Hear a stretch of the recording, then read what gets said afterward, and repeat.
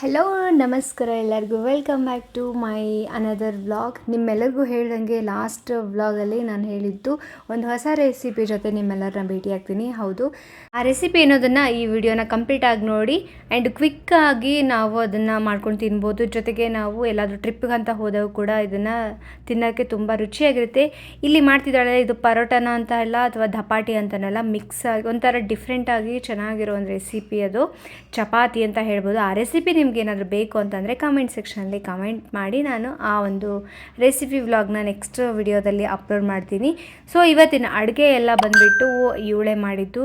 So ನನಗೂ ಕೂಡ ತುಂಬಾ ಯಾರಾದರೂ ಕೈಯಿಂದ ತಿನ್ನಬೇಕು ಅಂತ ಅನಿಸಿದಾಗೆಲ್ಲ ಆಲ್ಮೋಸ್ಟ್ ಅಲ್ಲಿ ನಾನು ಅತ್ತಿಗೆ ಮನೆಗೆ ಹೋಗಿದ್ದಾಗ ಅವರೇ ಮಾಡಿರ್ತಿದ್ರು.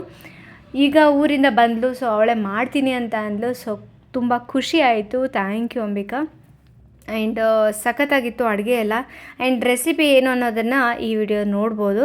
ಮೊದಲನೇದಾಗಿ ಫಸ್ಟು ಟೊಮೆಟೊನ ಬೇಯಿಸ್ಕೊಂಡಾಯಿತು. ಸ್ವಲ್ಪ ಎಣ್ಣೆ ಹಾಕಿ ಚೆನ್ನಾಗಿ ಕುದಿಸ್ಕೋಬೇಕು. ಅದಾದ ನಂತರ ಒಗ್ಗರಣೆಗೆ ಸಾಸಿವೆ, ಜೀರಿಗೆ, ಕರಿಬೇವು ಸೊಪ್ಪು ಹಾಕಿ ಚೆನ್ನಾಗಿ ಫ್ರೈ ಮಾಡಬೇಕು. ಹಾಗೆಯೇ ಈ ಕಡೆ ನಾನು ಟೊಮೆಟೊ ರುಬ್ಬಿ ರೆಡಿ ಮಾಡಿ ಅವಳಿಗೆ ಕೊಟ್ಟಿದ್ದೆ. ಸೊ ಚೆನ್ನಾಗಿ ಫ್ರೈ ಆದಮೇಲೆ ಈರುಳ್ಳಿನೂ ಕೂಡ ಹಾಕಬೇಕಿದ್ದಕ್ಕೆ. ಈರುಳ್ಳಿ ಹಾಗೆ ಬೆಳ್ಳುಳ್ಳಿ ಹಾಕಿ ಚೆನ್ನಾಗಿ ಫ್ರೈ ಮಾಡಬೇಕು. ಇದನ್ನು ನೀವು ಒಂದು ವಾರನೂ ಸ್ಟೋರ್ ಮಾಡಿ ಇಟ್ಕೊಳ್ಬೋದು. ರುಚಿಯಾಗಿರುತ್ತೆ. ಚಪಾತಿ ಜೊತೆ, ಬಿಸಿ ಬಿಸಿ ರೊಟ್ಟಿ ಜೊತೆ ಅಥವಾ ಅನ್ನ, ತುಪ್ಪ, ಈ ಒಂದು ಟೊಮೆಟೊ ಚಟ್ನಿ ಹಾಕಿ ತಿನ್ನೋಕ್ಕೆ ಸಖತ್ತಾಗಿರುತ್ತೆ. ಆ್ಯಂಡ್ ಕ್ವಿಕ್ಕಾಗಿ ಮಾಡ್ಬೋದು. ಬ್ಯಾಚುಲರ್ಗೂ ಕೂಡ ತುಂಬಾ ಈಸಿ ಆಗುತ್ತೆ, ಮಾಡ್ಕೊಂಡು ತಿನ್ಬೋದು. ನೀವು ನೋಡ್ಬೋದು ಹೇಗೆ ಮಾಡ್ತಿದ್ದಾಳೆ ಅಂತ. ಅಂದರೆ ಎಣ್ಣೆಯಲ್ಲಿ ಚೆನ್ನಾಗಿ ಫ್ರೈ ಮಾಡಬೇಕು ಎಲ್ಲನೂ ಕಂಪ್ಲೀಟ್. ಯಾಕೆಂದರೆ ಒಂದು ವಾರ ಇಡ್ತೀವಿ ಅಂತ ಹೇಳಿದ್ರೆ ಚೆನ್ನಾಗಿ ಫ್ರೈ ಮಾಡಿದ್ರೆ ಒಂದು ವಾರಗಟ್ಟಲೆ ನಾವು ಆರಾಮಾಗಿ ಅದನ್ನು ತಿನ್ಕೊಳ್ಬೋದು. ಹಾಗೆ ಇದ್ರ ಜೊತೆಗೆ ಒಣಮೆಣ್ಸಿನ್ಕಾಯಿ ಕೂಡ ಈ ಒಂದು ರೆಸಿಪಿಗೆ ಬೇಕಾಗುತ್ತೆ. ಹೇಳ್ದಂಗೆ ಅಡುಗೆ ಒಬ್ಬರೇ ಅಂದರೆ ನಮ್ಮನ್ನು ನಾವೇ ಮಾಡಬೇಕು, ನಾವೇ ತಿನ್ನಬೇಕು ಅಂದಾಗ ಸ್ವಲ್ಪ ಬೋರ್ ಆಗುತ್ತೆ. ಹೊರಗಡೆ ತಿನ್ನೋದು ಅದು ಬೇರೆ ಮಾತು. ಹೊರಗಡೆ ತಿನ್ನೋದಕ್ಕಿಂತ ಮನೇಲೇ ಮಾಡೋಕ್ಕೆ ಅಥವಾ ಇನ್ಯಾರೋ ಮನೆಗೆ ಬಂದಾಗ ಮಾಡೋಕ್ಕೆ ತುಂಬ ರುಚಿಯಾಗಿರುತ್ತೆ ತಿನ್ನೋಕ್ಕೂ ಕೂಡ.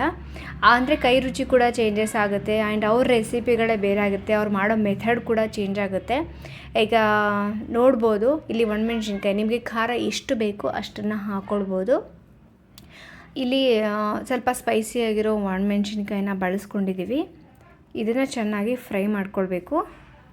ಆ್ಯಂಡ್ ಇವತ್ತು ನಾವು ಅಣ್ಣ ಅದಕ್ಕಿಗೂ ಕೂಡ ಊಟಕ್ಕೆ ಹೇಳಿದ್ವಿ ಈ ಕಡೆನೇ ಬರ್ರಿ ಅಂತ. ಆಮೇಲೆ ಅಮ್ಮನ್ನ ಮೊದಲೇ ಕರ್ಕೊಂಡು ಬಂದಿದ್ವಿ. ಅಮ್ಮ ನಮ್ಮ ಜೊತೆನೇ ಇದ್ದಾರೆ. ಸೊ ರುಚಿಗೆ ತಕ್ಕಷ್ಟು ಉಪ್ಪು ನೋಡ್ಬೋದು. ಆ ಜೊತೆಗೆ ಅರಿಶಿನ ಪುಡಿ ಚೆನ್ನಾಗಿ ಮಿಕ್ಸ್ ಮಾಡ್ಕೊಳ್ಬೇಕು. ನಿಮಗೆ ಇನ್ನೊಂದು ಸ್ವಲ್ಪ ಸ್ಪೈಸಿ ಬೇಕು ಅಂದರೆ ಅಚ್ಕಾರದ ಪುಡಿ ಹಾಕ್ಕೊಳ್ಬೇಕು. ನಾವು ಇಲ್ಲೊಂದು ಸ್ವಲ್ಪ ಸ್ಪೈಸಿ ಆಗಿರಲಿ ಅಂತಲೇ ಅಚ್ಕಾರದ ಪುಡಿನ ಹಾಕ್ಕೊಂಡಿದ್ದೀವಿ. ಏಕೆಂದರೆ ಚಪಾತಿ, ರೈಸ್ಗೆ ಮತ್ತು ರೊಟ್ಟಿ ಜೊತೆ ನಮ್ಗೆ ಅದು ಉತ್ತರ ಕರ್ನಾಟಕದವರಿಗೆ ಸ್ವಲ್ಪ ಖಾರ ಇದ್ರೇ ಊಟಕ್ಕೆ ಒಂಥರ ಏನೋ ಅದೊಂಥರ ಕಿಕ್ ಅನ್ನೋ ಥರ ಟೇಸ್ಟು. ಜೊತೆಗೆ ಧನಿಯಾ ಪೌಡರ್ನ ಹಾಕ್ಕೊಳ್ತಾ ಇದ್ದೀವಿ ಇಲ್ಲಿ. ನಿಮಗೆ ಬೇಡ ಧನಿಯಾ ಇಷ್ಟ ಇಲ್ಲ ಅಂತಂದರೆ ಸ್ಕಿಪ್ ಮಾಡ್ಬೋದು. ಚೆನ್ನಾಗಿ ಇದು ಕುದಿಬೇಕು, ಎಣ್ಣೆ ಎಲ್ಲ ಬಿಡಬೇಕು. ಹಾಗೆ ಕುದಿಯೋ ಟೈಮಲ್ಲೇ ಹುರಿದಿಟ್ಕೊಂಡಿರೋ ಕಡಲೆಬೀಜ ಅಂದರೆ ಶೇಂಗಾ ಮತ್ತು ಎಳ್ಳಿನ ಪೌಡರ್ನ ಮಿಕ್ಸ್ ಮಾಡಿ ಇದಕ್ಕೆ ಹಾಕ್ಕೊಳ್ತಾ ಇದ್ದೀವಿ. ಇದು ಚೆನ್ನಾಗಿ ಕುದಿಬೇಕು. ಸೊ ಕುದ್ದಾದಮೇಲೆ ತಿನ್ನೋಕ್ಕಂತೂ ಸಖತ್ತಾಗಿರುತ್ತೆ. ನೀವು ಕೂಡ ಈ ರೆಸಿಪಿನ ಟ್ರೈ ಮಾಡಿ. ಹೇಗೆ ಬಂತು ಅಂತ ಕಮೆಂಟ್ ಸೆಕ್ಷನ್ ತಿಳಿಸೋದು ಮಾತ್ರ ಮರಿಬೇಡಿ. ಈ ಕಡೆಯೊಳು ಮೆಂತ್ಯ ಮತ್ತು ಜೀರಿಗೆ ನೀರನ್ನು ಕುದಿಸೋಕ್ಕಿಟ್ಟಿದ್ದು ಅದನ್ನು ಕುಡಿದ್ಬಿಟ್ಟು ಈ ಕಡೆ ಪರೋಟನ ಊಟಕ್ಕೆ ರೆಡಿ ಮಾಡ್ತಾ ಇದ್ಲು. ಆ್ಯಂಡ್ ಹೇಳ್ದಂಗೆ ಈ ರೆಸಿಪಿ ಬೇಕು ಅಂದಲ್ಲಿ ಕಮೆಂಟ್ಸಲ್ಲಿ ತಿಳಿಸೋದು ಮಾತ್ರ ಮರಿಬೇಡಿ. ಈ ವ್ಲಾಗ್ ಹೇಗೆ ಅನ್ನಿಸ್ತು ಆ್ಯಂಡ್ ಟೊಮೆಟೊ ಚಟ್ನಿನ ಟ್ರೈ ಮಾಡೋದ ಮರಿಬೇಡಿ. ನಿಮ್ಮೆಲ್ಲರಿಗೂ ಇಷ್ಟ ಆಗಿದೆ ಅಂದ್ಕೊಳ್ತೀನಿ. ಇಷ್ಟ ಆಗಿದ್ದಲ್ಲಿ ಲೈಕ್ ಮಾಡಿ, ಕಮೆಂಟ್ ಮಾಡಿ ಹಾಗೂ ಶೇರ್ ಮಾಡಿ. ಇನ್ನೊಂದು ಹೊಸ ರೆಸಿಪಿ ಜೊತೆ ನಿಮ್ಮೆಲ್ಲರನ್ನ ಭೇಟಿ ಆಗ್ತೀನಿ. ಅಲ್ಲಿವರೆಗೂ ಟಾಟಾ, bye bye and take care. Thank you.